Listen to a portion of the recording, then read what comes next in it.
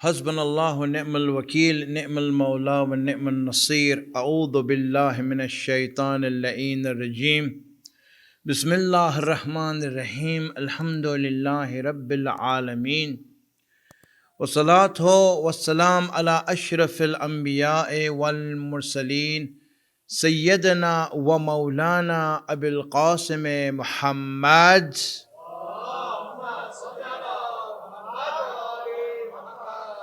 وعلى آله الطيبين الطاهرين المعصومين سيما بقية الله الأعظم روحي وأرواح العالمين له الفداء رب اشرح لي صدري ويسر لي أمري واحلل عقدة من لساني يفقهوا قولي. The subject has been beauty and attraction and how important it is in deen. Allah speaks about this subject 50 places in the Quran. 50 places He speaks about this attraction. It is so powerful that it can misguide mu'mineen. People who are believers will be misguided by shaitan, making their actions look good, their dunya look attractive, and because of that we lose our deen, we get misguided. So until there we came. Now, it's important for us to recognize the beauty of faith. What is the beauty in this faith?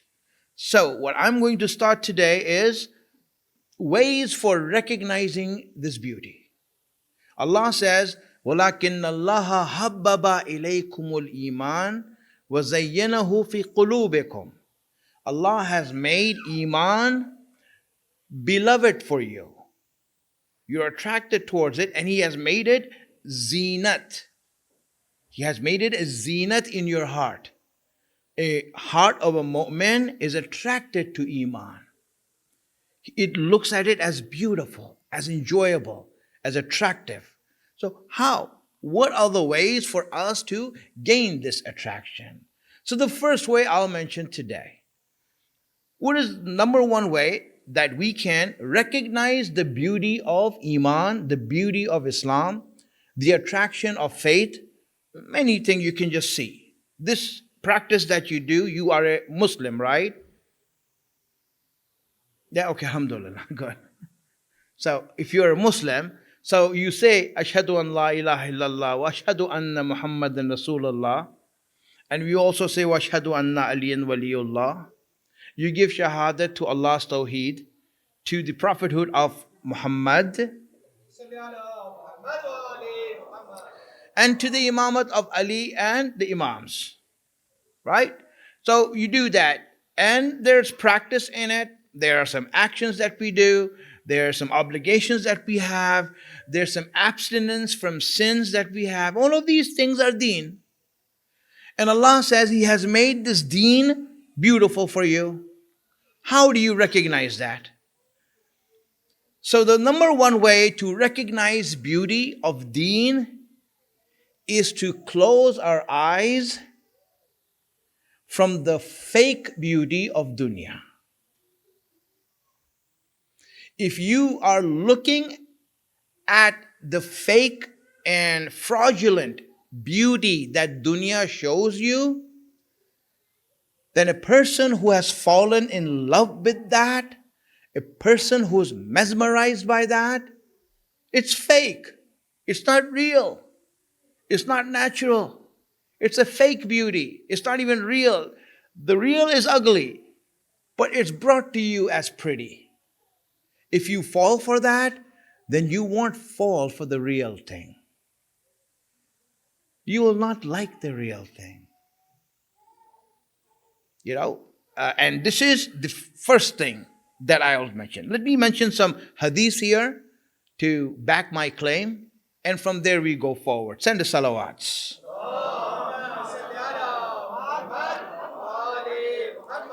He says, this is from the Messenger of Allah. He says, Man kana aktharu hammihi nailu shahawat. For someone whose main concern is life is to fulfill his desires. He wants excitement, he wants adventure, he wants, all the short-term excitement that he can get. Whatever face it comes in, whatever form it comes in, if that is the main concern that you have in your life, if that is the main worry you have in your life, not your weekdays, you're more concerned about your weekends. What am I going to do on my weekend? So if that is your main concern, then hadith says, naza'a min qalbihi halawatul iman. Allah will remove the sweetness of iman from his heart. Finish. If you fall for the sweetness of this dunya, and this is fake, and we'll get to that. I'll explain it more now. This is fake. I'm just reading the hadith right now.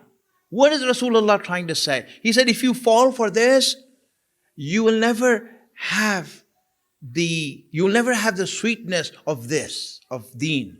It's like a sick person. When you're sick, you can't taste food. No matter how good it is, it doesn't taste well. It doesn't sit well. It's just like that. You're a sick person. When you get used to the beauty of this dunya and start enjoying it. Once you get used to that, then you cannot taste deen. It won't taste good to you.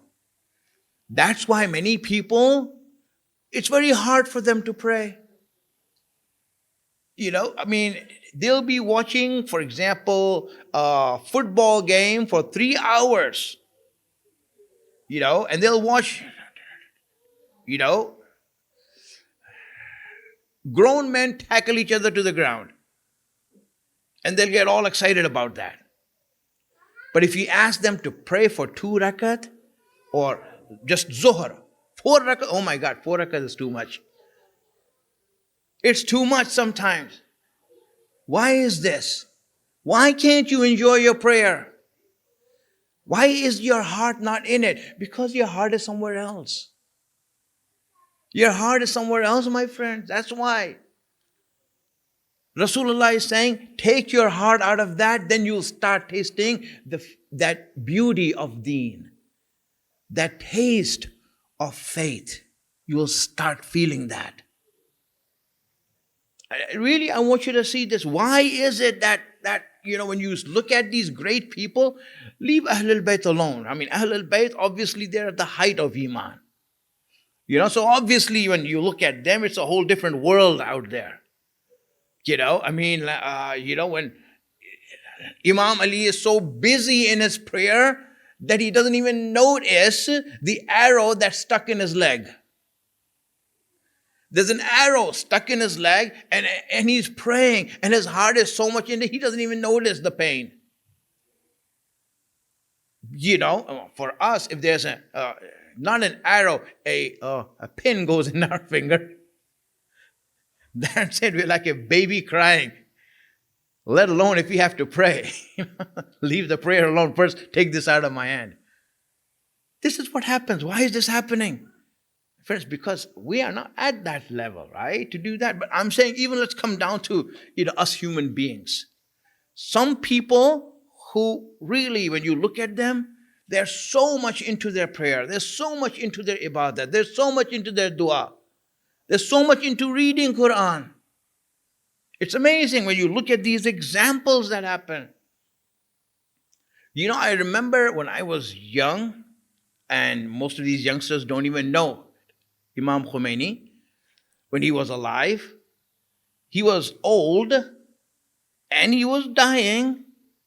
The doctors, and he used to love to read the Quran. So his doctor advised him that, listen, if you go on reading the Quran, you will go blind. You will go blind if you keep on reading the Quran. Imam Khomeini said, okay, if you want me to stop reading the Quran, you might as well take my eyes. I don't need them for anything else. The only reason I need eyes is to read Quran. Why? Why is it that people are at that level where they're so much in love with ibadat? It means nothing to them. Your eyes, take it away. I don't need it. Life, I don't need it. I need this life just to worship Allah. That's all I need it for. I don't need it. And there is no happiness in I don't see anything in this world that's worth seeing. Friends, this is what happened. When a person breaks the ties of dunya, then he will start seeing this. Let me read one more hadith. Send a salawat.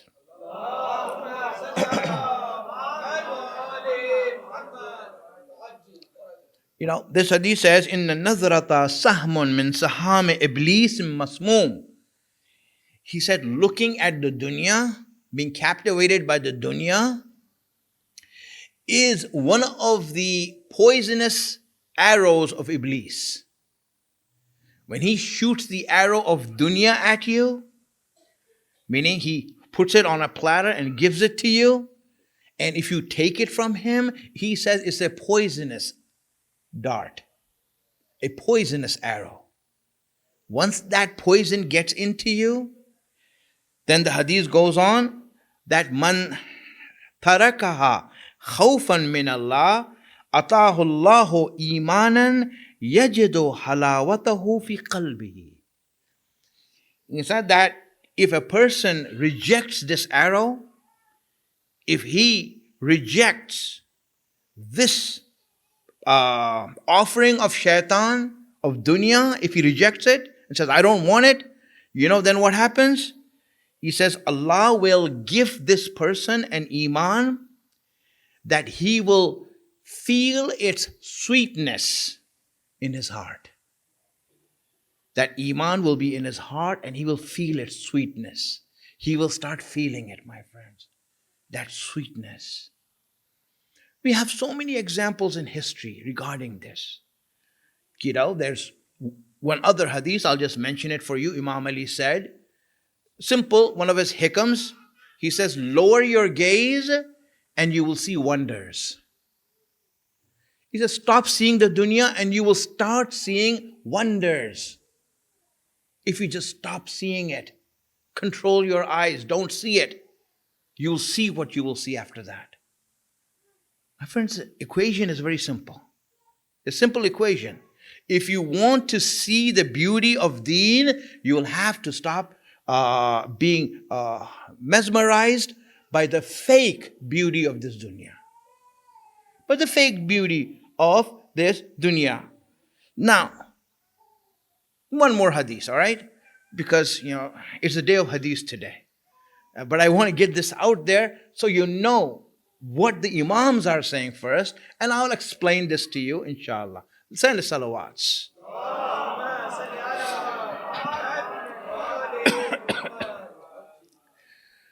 Amir al-Mu'mineen says that zinatul bawatin ajmalu min zinatul zawahir.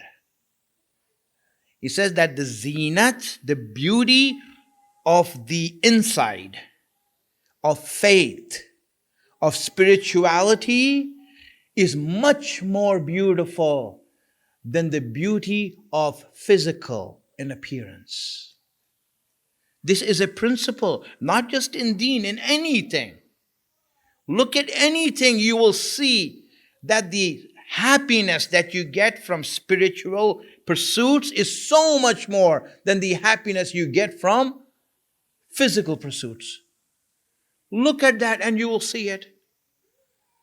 In this world you will see it. My friends, this is the way it is. And this is so true. Even though there is no happiness that comes at the end of dunya. I told you before, it's all hype. It's all media. It's all this hype they give you. Dunya is like pop soda, Coca-Cola. When you pour it in, it just fizzes all the way up and it seems full. But if you wait a minute, it all goes down and you're like, what? Where did it go? It's an illusion. You run after an illusion and you never find what is promised to you. And I'm telling you this thing because you know it. Yes, the people in Iran don't know it. The people in Iraq don't know it. The people in Afghanistan don't know it. The people in Pakistan don't know it. But you live here in America. You know it. They're like, mashallah, you live in America. You must be like, having a vacation every day. Yes, that's what, you're just rolling around in your convertible, and just in the breeze, California Avenue. What do they know that you're stuck in Kansas City? You know this better. You know the dunya here better. You shouldn't be fooled by it, at least. They're fooled because they see movies, they see these videos, they see all of these things that are there, like, wow, life there is so fun. Life there is so fun. But you know better. Is it fun? That you're here working day and night trying to make ends meet. If you don't work for 2 weeks, then you're behind on your rent. If you don't work for 2 months, you're on the street. If you don't have, family. And the family will help you for a few months, and after that, they'll also give up. Because they have to keep themselves in their house. My friends, where is the fun? Where is this enjoyment that you have? Even the people who get dunya. Let's say, for example, you want to be a millionaire. Someone becomes a millionaire, right?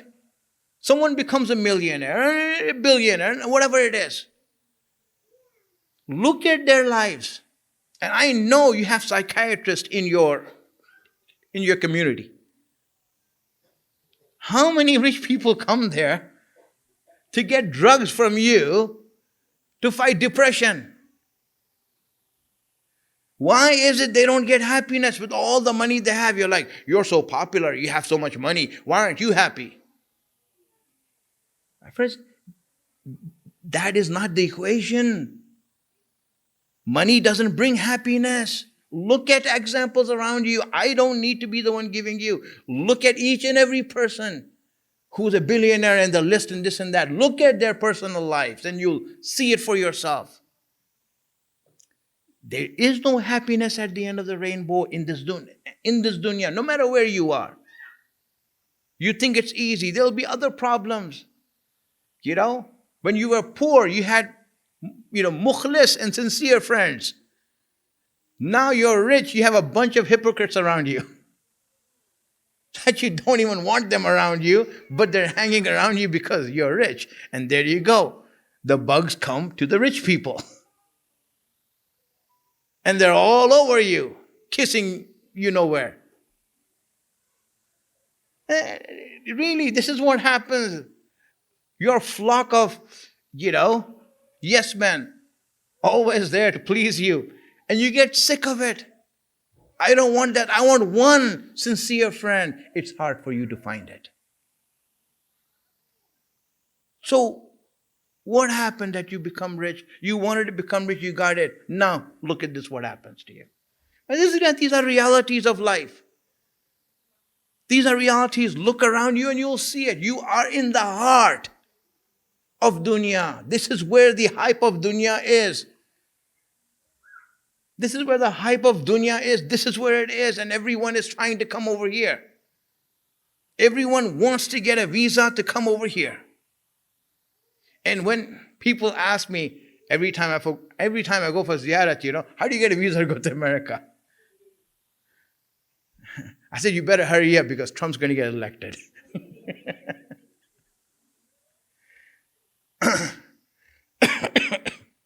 Salawat ala Muhammad.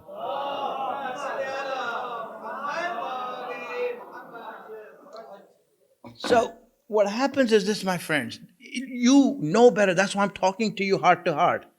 Look around you and you see. Children, look around you and see. There is no happiness there at the end. But you know where the happiness is? Happiness is in pursuits of faith and spirituality. That's why even the people who have money, they didn't find happiness, they turn towards spirituality. They start doing generous works and giving their money so they can feel some happiness. They didn't find the happiness earning it. So they have to give it away to find it. Look at all these billionaires. Why are they giving away so much money? Because this, somehow they find some sort of happiness in giving. They wouldn't do it for name because you know what? Hey, listen, you already have a name. Everyone else knows you anyway, right? You're already in the list of Forbes billionaires. So everyone knows your name anyway, So the issue is not that for them. The issue is that really they want to give it away so they can feel some spirituality. First, happiness is in spirituality. That's where it is. So why are we running after things that are not going to give us that? That's not going to give us that. Sometimes it doesn't make sense. Look for things where they're found, not where they're not found. You don't find happiness in running after the material things of this dunya. It doesn't exist there. I'll give an example. There's this character called Mullah Nasruddin. Anyone heard about that? Yes. Right, you heard about Mullah Nasruddin, right? He's a fictional character, right? But they wrote stories about him. He's our version of cartoons. So what happened is that but they used to write stories about him to speak about wisdom and all that. So one such story is this, right? That he was looking for something under the street light. He was looking for something under the street light. So this friend of his. He comes and says, Mullah, what are you looking for? He says, I'm looking for my house keys. Oh, really? Okay, let me help you find it. So there's looking, like 15, 20 minutes go by, half an hour goes by. He says, Mullah, I don't think it's here. Where did you lose them? He said, I lost them in the house. Why are you looking out here for? He said, there's no light in the house. There's light here, so it's easier here. So the idea is that people look for things in the wrong places just because it's more convenient or easier. Or whatever the reason is. But this is what happens. Don't look for it there. Happiness and that enjoyment is not in the materialistic things of dunya. If you want to find that sweetness that Ahlul Bayt were feeling, that people who are close to Allah are feeling, then try to block your eyes from looking at this fake beauty. Then you will actually appreciate natural beauty, divine beauty, spiritual beauty that exists there. My friends, we have a lot of it. Allah has given us a treasure. Really, He has given us treasure. In fact, such a treasure that, people are unable to see this. Let me make a random and wild claim, right? I'm going to show you a mu'jiza today. Are you ready to see it? Don't be afraid. I'm not going to break the masjid in half and say walk through it. No, really. I'm going to show you a miracle. I'm going to show it to you. And really, seriously, jokes aside, seriously, I'm going to show you a miracle. And it's interesting. And it is. It is a miracle. What would be a miracle in the Quran? Is parting the sea that Musa did. Would you regard that as a miracle? Is it? You don't have to be afraid. Say yes. That's good. Right? It's there, right? Allah says that in the Quran, right? It's there. He parted the sea. Musa parted the sea. And it is a miracle. And it's very difficult to do. Because it's a river. It's running like a river, right? So when a river is running, when the river runs, so the water is going one way. It's not standstill. It's going one way. So what Musa did was that, the water is coming this side. You can put a wall up here, right? And so the water will stop. There's a wall here. So the water stops. But how did Musa stop the water on this side from not going away? You see, because everyone's walking through it, they're walking through two walls of water. So the water that's going downhill is at a standstill.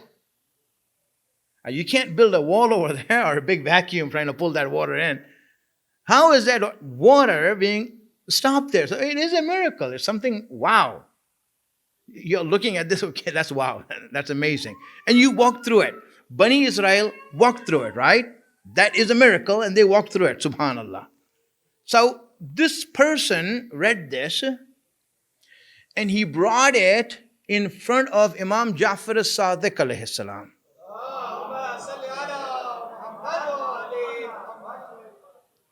And he, in sort of way, challenged him.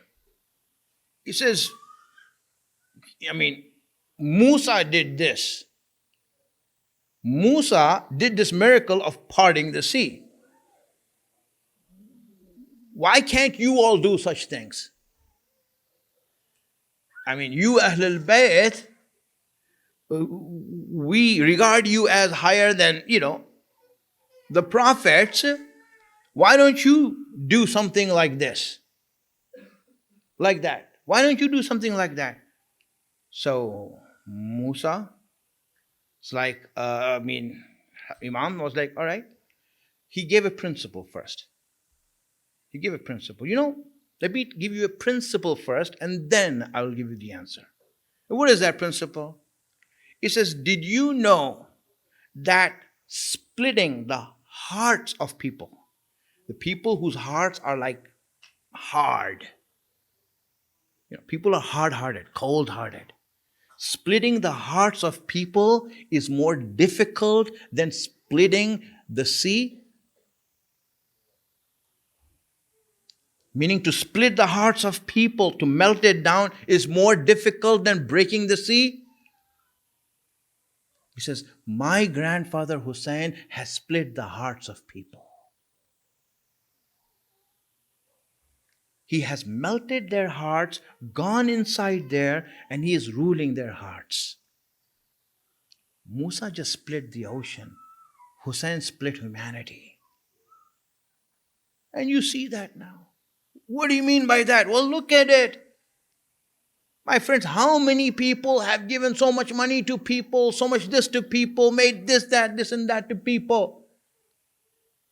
How many generous people have existed in history who gave so much to communities and this and that? People haven't mourned them for 1 week, for 1 year. That's it. No one remembers them. My friends, this is happening right now. Imam Hussein, really, you didn't know him. He didn't come in your dream. He didn't show himself to you. He didn't read any lullaby to you or anything like that. What is it that's making you sit here after 1400 years and cry for Hussein as if he died today? What is it making you do that? My friends, this majlis, you are the mu'jiza that Allah is showing. You are the living mu'jiza. This majlis that you're having in this center is a mu'jiza. This is a miracle. How is it possible to have it like that? This is, my friends, it's a miracle. Subhanallah. All right, I'll say a little bit more if you all can just make some effort, really make some effort and move forward with the salawats. Come on, brothers. You can move all the way up here. I heard I don't bite,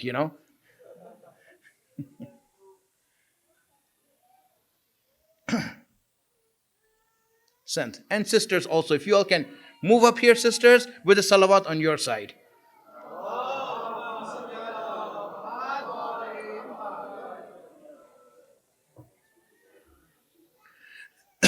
Yes, that's it. My friends, this is the mu'jiza. Look at it right now. Today, Allah has given us another treasure cove. That when you look at it, which is this really miracle of Arba'een that we see now. This miracle of Arba'een. It just started. No one knows how it started. There was no, for example, alim giving a fatwa, we need to start this, let's do this now. No one did that. Just everyone saw that one day Saddam is gone. They said, right, what do we do? Well, let's walk to Imam Hussein. They came out of their house and just started walking. Just started walking. Okay. Others followed. Just keep on doing. Everyone started doing it. And now what's happening? Look at this. There's no one planning this. There's no organization there. The Haram of Imam Hussein is planning the Arba'in. No, they have no hands in it. In fact, if they put their hands in it, they might ruin it. This is something that is happening beyond our control. Beyond our control. But the world is scared. They are frightened. You know why they're frightened? Because their advertisement of bringing people through entertainment and all these things is drying up. They're running out of ideas.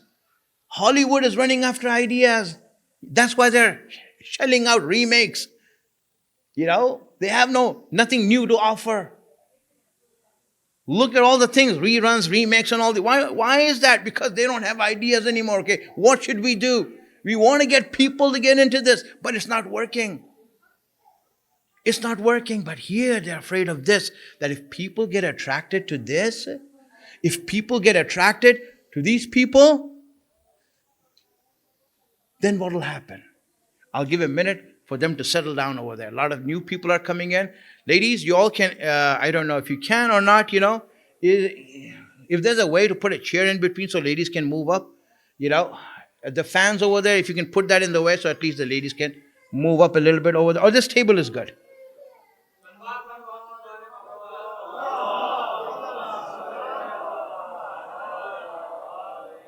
Thank you for that. Just in the middle as a divider so that they don't get, Well, actually, I thought this table was better because it has a thing on it, Yeah, this one would be better because, they are worried, it'll do the hijab, for the hijab, I'm saying. If you can extend the wall over there you go. Subhanallah. That's all right. And the ladies in the back, you can move up. Men in the back can move up. There's more people coming in. Inshallah, there's enough space over here, for us, inshallah. I know it's going to get like that, but today, it's coming to those days, that the love of Bibi Fatima is pulling you all. And it's going to keep pulling you all. So, inshallah, you all wait there. Make sure it's sturdy, yeah? All right, good. All right, ladies, you can move up a few feet, all right? That's good. Thank you, everyone, because as people come in, I don't want to, stop the majlis again, So, yeah, with one more effort, I see some space over here, guys. Move over here, we'll get this going.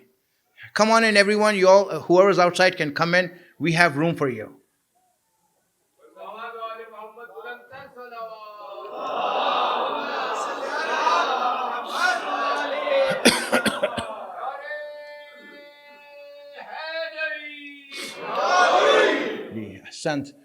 Now, when you look at what's happening at Arba'in, it is Allah's miracle. You see this happening. No one's running it. The world is afraid, my friends. That's why you see that they, this is an event that, if 200 people get together in downtown Kansas for Pride Day, they have all the news stations there with cameras. And there's nothing to show. Right? But here, it's the largest human gathering in the world. This is the largest human gathering that, you will be like, wow, so many people are gathered here.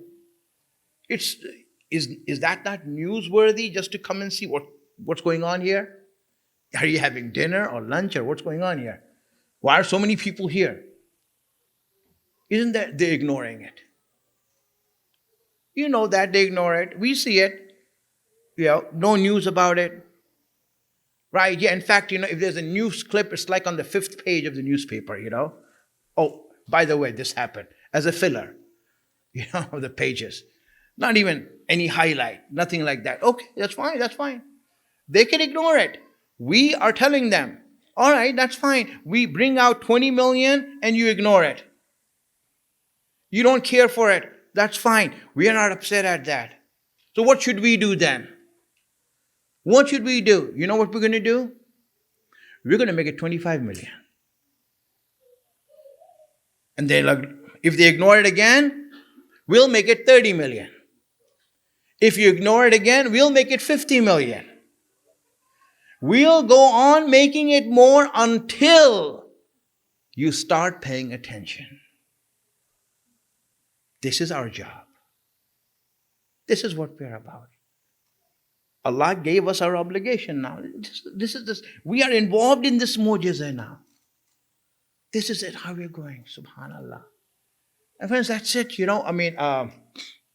The way to see the beauty of deen is by ignoring that. And you look at it, there's nothing like that in this world. Arbaeen is not just the people coming together, but what's happening there.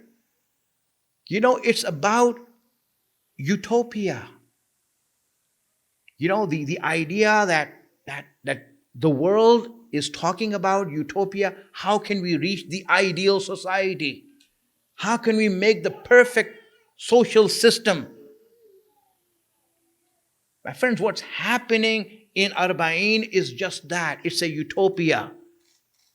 Come there and see that no one is taking. Everyone just wants to give. What else do you call a utopia? Where everyone is giving and they're happy giving. They're only happy when others take from them. They want to give. What is this called? This is called utopia. This is the power of Imam Hussain.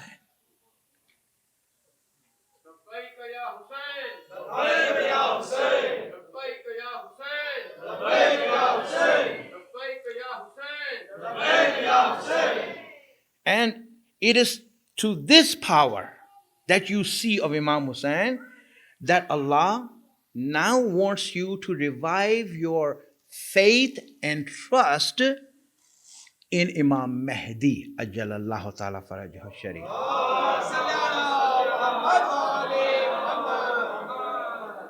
You see, Ahlul Bayt have power to change. Hussein has changed, and when Imam will come, now you can imagine, he is going to change this world. Yes, he is. Just like Hussein is changing this world. Just like Hussein is changing this world. He is ready to change. My friends, really, I don't know who you are. Meaning your names and background and all these. I'm new in this community. In fact, I hardly know anyone by name. Some people by face. Anything like that. And the same thing is in Arbaeen. People who come there for Arbaeen and this and that for Imam Hussain, I don't know who they are. You don't know who they are. Where they come from, what's their background, whatever it is. But there's only one thing you need to know. Understand, this is what Imam wants. Imam Zaman is waiting for this to happen. That you know each other. Imam, what should we know about each other? Well, let me tell you what you need to know about each other. What should you know? Look at the person, someone you don't know sitting next to you. Right now, look, let's do a thing. Someone you don't know, right? You look at him, very good. Okay, now let me introduce that person to you. Let me introduce that person to you, right? I know it. I don't have ilm al-ghaib, but I know it. You know who that person is? And that's the only thing you need to know about him. That is a person that Bibi Fatima is making dua for. That's all you need to know. This is a person that Imam Zamana is making dua for. When I go to Arbaeen, that's how I see people. This is someone that Bibi is making dua for. Imam Zamana is making dua for this person. That's all I need to know about each other. Now, if Bibi is making dua for him, then you know what? How should we deal with each other? How should we deal with each other? How can I raise my voice or get angry at someone that Bibi is making dua for? I can't. My friends, this is what marifat is. This is what marifat is. If we know each other, if we know each other that way, that's all we need to know. Subhanallah. That's it. I'm in love with that brother, with that whatever.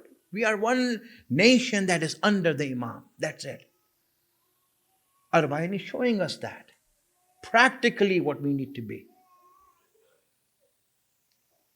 Practically what he needs to be. It doesn't matter, what background he has, what he believes in, this and that. I'm sorry. You are loved by Bibi. That's it.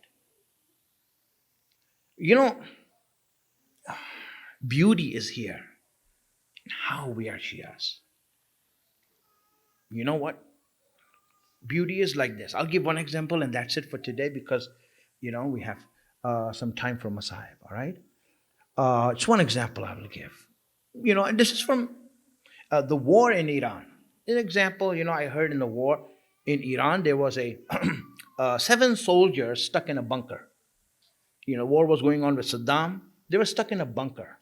And in that bunker, right, they were out of nowhere. The supply line was cut off. They had no food or anything like that. They were like really hungry, no water.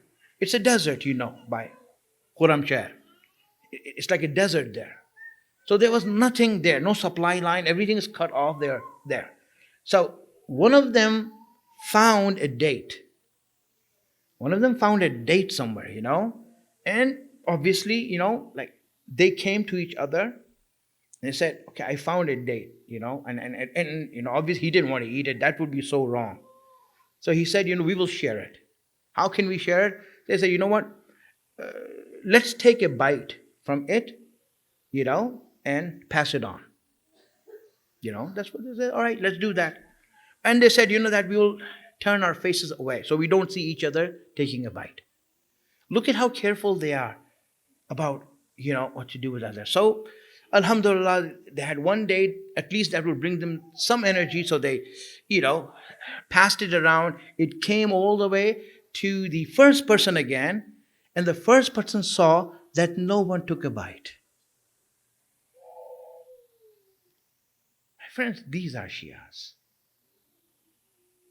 They want others to have it. They want others to have it.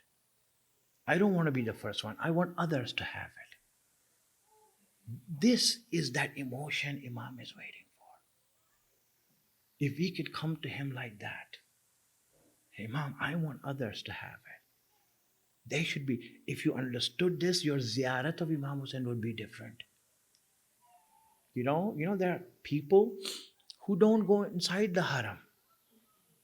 They don't go inside the haram. They don't feel like going inside the haram. You know why? Because there's too much rush there and they want to give other Shias the chance to go inside. Let them go to the Imam.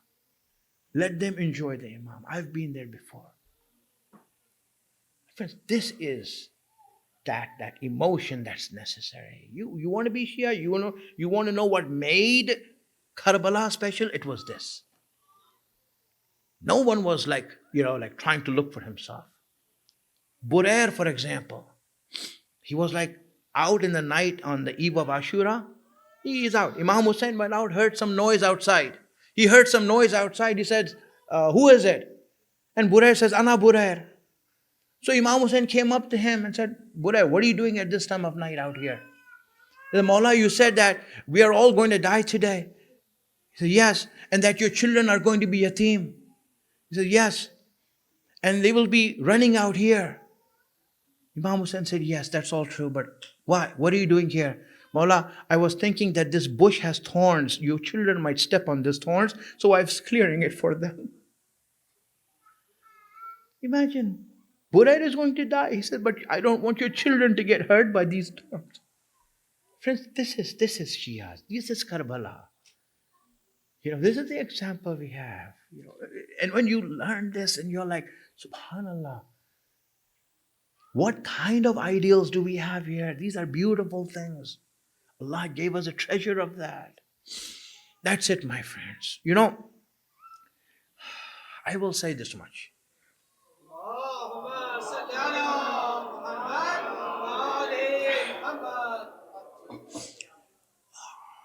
Imam Hussein, he went through a lot in his life. It wasn't easy for him. At the time he was just a toddler, he saw Rasulullah leave him. Rasulullah used to love him and he used to love Rasulullah. First, let me tell you something about Imam Hussein. Imam Hussein, his personality type was such that he was so loving. He had so much love to give to everyone around him. Anyone who was his friend also, Imam Hussein would have this love for them, this care for them. He would think of them. He would be so careful about them that anyone who's around them will fall in love with Imam Hussein. And Rasulullah, when he passed away, he told, give me Hussein and put Hussein on my chest. The Sharia that, when a person is dying, you don't put heavy things on his chest. Rasulullah said, Hussein on my chest. Hussein was, Imam Ali, he put Hussein on his chest. He said, Hussein is going to lighten me. But Hussein lost Rasulullah. And his tears did not stop for Rasulullah that he lost his mother Fatima. He lost his mother Fatima. And Hussein cried a lot for his mother. He really, it broke his heart. Allah broke his heart with Rasulullah. He broke his heart with, yes. And then he had his father at least for some years. His father was with him. He grew up with his father. He showered his love on his father. He used to love Imam Ali so much.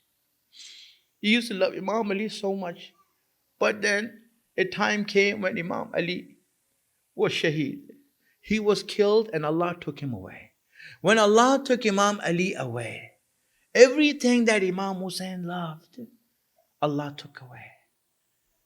And Imam Hussein turned to Allah and said, Allah, you took away my grandfather, you took away my mother, you took away my father.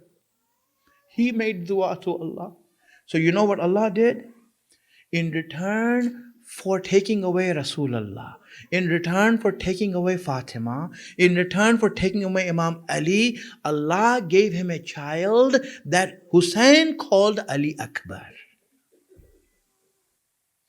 Ali Akbar was given to Imam Hussein in lieu of Rasulullah, in lieu of Bibi Fatima, in exchange of Imam Ali. And Allah said, now Hussein, you have someone that you can shower your love on. Shower your love on him. Love him so much. Love him so much that no father has loved any other child before this or after this. I want you to love your son so much that's it. That is the height of love. Then Hussein, I will ask him back from you.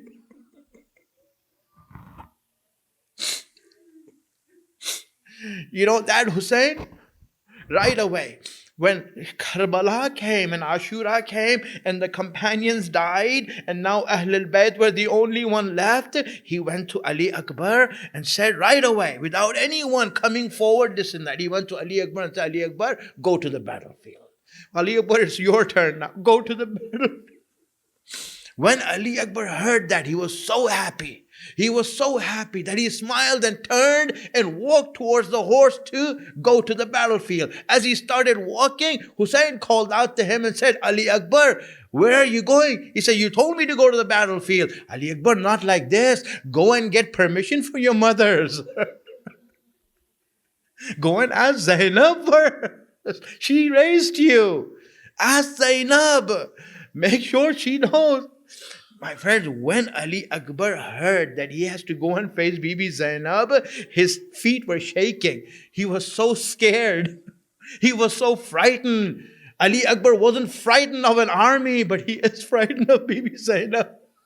What am I going to tell Bibi Zainab? What am I going to tell her? How am I going to approach her? So Ali Akbar made a plan. He went to the tent, stood outside the tent, and then peeked inside and saw Bibi Zainab is sitting on the ground, because you know that the ladies of Ahlul Bayt had no strength left anymore. They were sitting on the ground, and then Ali Akbar went right away to Bibi Zainab, put his head on her lap. He put his head on her lap and said, Aunt Zainab, can I ask you a question? She said, what is it, my son? What do you want to ask? Tell me, who's greater? Are you greater or Bibi Fatima greater? Or grandmother Fatima? Who is more important, Fatima or you? Zainab said, what are you saying? Of course, my mother Fatima. Where is she and where am I? Where is she and where am I? Then Ali Akbar said, tell me, mother, are you ready to sacrifice your son for the son of Fatima?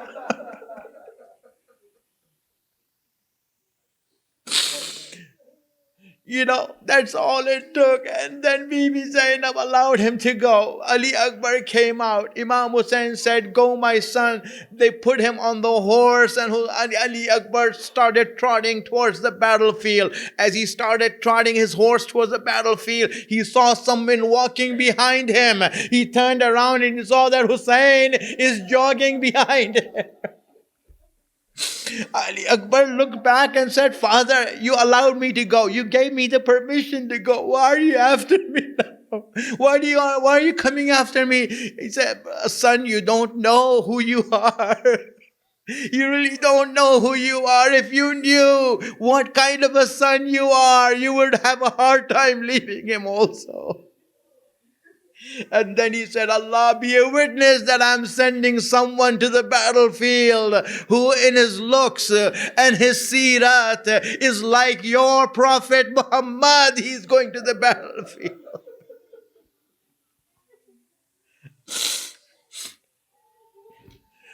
That's it. I'll make it short, my friends, not too long. That's it. That's all.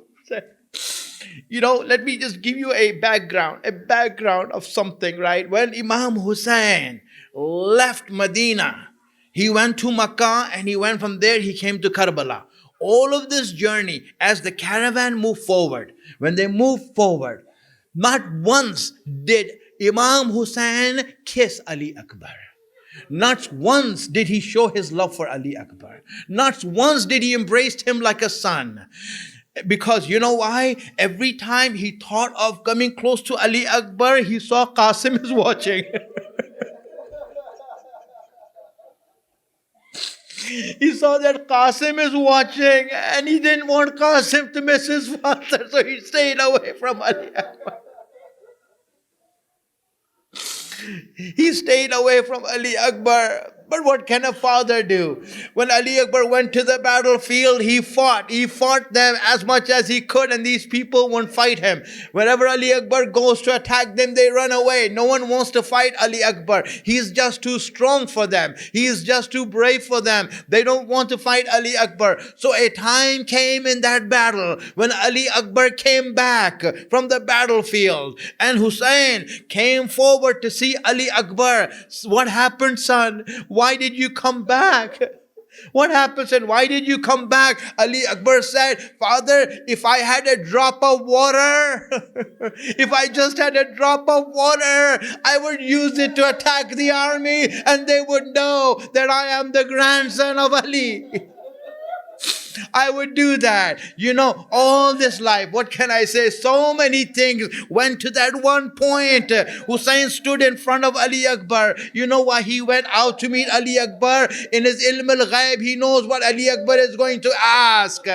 He went out to meet him. He then let Ali Akbar come to the tent. He went out to meet him. When Ali Akbar asked for that drop of water, Hussain said, Ali Akbar, come close to me. I put out my tongue. Take whatever you want from my tongue. Suck the moisture from my tongue. Ali Akbar came forward.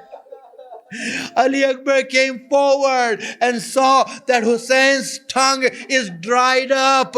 He has nothing to offer. He has nothing to offer. And my question is this. My question is this, that didn't Hussein know that he had nothing to offer? Hussein knows he has nothing to offer. So my question is, Hussein, why did you mislead Ali Akbar to think you have something to offer? Hussein knows there's no moisture in his tongue. But why, Hussein? Why did you do that? Why did you let Ali Akbar come close? That when he saw it, he started to shout and say, Father, you are thirstier than I am. Hussein, why did you do that for? Why did you make him go away? Why did you make him react like that? You should have told him I have nothing to offer. Why did you do that? Hussein would say, what can an old father do to show love to his son? To show love to his son. When Ali Akbar came close, Hussein used that chance to hug his face and started kissing him. He started kissing Ali Akbar. That's it, my friend. Ali Akbar goes to the battlefield. He fights, and after a fight that he gave, then he came to the ground because someone poked his backside with a spear. The spear broke and he fell down to the ground. When he came back to the ground, he heard there was a noise that was heard. That father, Hada Jaddi Rasulallah. Father, grandfather Rasulullah is here with a cup of water for me. When Hussein heard that, he ran towards the battle. Going this way, and said, Aina Ali Akbar? Aina Ali Akbar? Where are you, my Ali Akbar? Where are you, Ali Akbar? He comes to him. When he comes to him, he sees Ali Akbar is on the ground. That's it. Make your noise so that you can give your condolences to Fatima. That's all I will say right now. When Hussein knelt down, he saw Ali Akbar is not answering. He said, what's the matter, my son? Tell me what's the matter. He said, Ali Akbar didn't want to show anything. He was hiding something in his heart. Hussein said, what is here? What are you hiding? When he took it out, he saw the broken end of the spear stuck in his chest. He saw that. He said, is this what's bothering you, my son? Is this what's bothering you? Then let me help you. Hussein now put a fist around that broken spear and started pulling. Let me say this much to you. Let me say this much to you. He might have turned towards and he might have called to Ibrahim and said, Ibrahim, when you were killing your son, you were doing it one way. Let me show you how Hussein does it. When you were slaughtering Ismail, there was a blindfold on your eyes. Your hands were shaking. Look at Hussein. There's no blindfold on my eyes. My hands are not shaking. Hussein takes that, pulls it out. As he's trying to pull it out, it's stuck between the chest bone and the ribs. The spear is stuck in that. And as he pulls it out, heaves it up, Ali Akbar's body comes up and he starts kicking the ground. He starts kicking the ground like a slaughtered animal.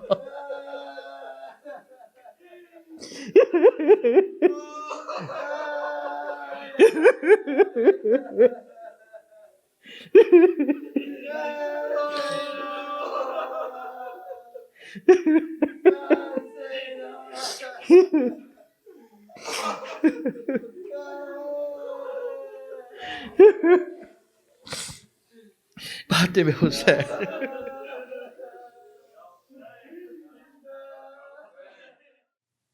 اللهم صل على محمد وآل محمد